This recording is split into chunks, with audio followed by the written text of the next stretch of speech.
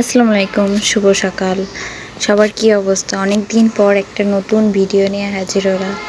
তো গতকালকে আগের দিন আমার বার্থডে ছিল, মানে গত পরশু আমার বার্থডে ছিল। তো হঠাৎ করে আমার হাজব্যান্ড রাতেবেলায় এসে সারপ্রাইজ দিয়েছে। আমি তো খুব রেগেছিলাম যে হয়তো আসবে না, মনে নাই, এরকম কিছু একটা। তো এটা পুরো ছবি তোলাটা আজকের। তো ভাবলাম আজকে একটু নতুন কিছু করা যায়।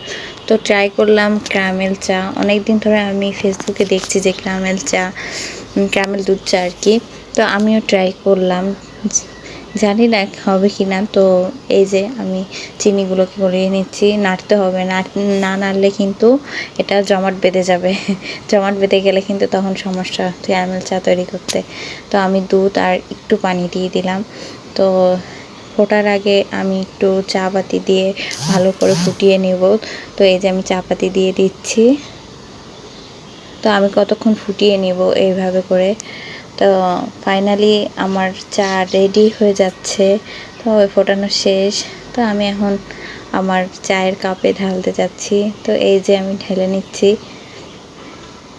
ফাইনালি আমি ক্যারামেল চা তৈরি করলাম। তো দেখি খেতে কেমন হয়েছে। তো আমি আপনাদের কিছু ডেকোরেশন করে দেখাচ্ছি। তো কেমন হয়েছে বলবেন কিন্তু। কত সুন্দর লাগছে তাই না? ফুলের সাথে চা। ফুলটা তাজা থাকলে আরও ভালো লাগতো, কিন্তু এটা গত পরশু দিনের ফুল, এই জন্য এরকম কালার হয়ে গেছে। তো এই যে আজকে আবার বৃষ্টি বৃষ্টি আবহাওয়া। কেমন লাগছে আপনাদের কাছে বলুন তো, কমেন্ট করে কিন্তু অবশ্যই জানাবেন, ঠিক আছে? আর আপনারাও কিন্তু বাসায় ক্যারামেল চাটা তৈরি করে আমার কমেন্টে, মানে আমার এই ভিডিওর কমেন্টে জানাবেন যে কেমন হয়েছে, খেতে কেমন লেগেছে। তো এই যে আমার ক্যারামেল চাল আর আমার ফুল।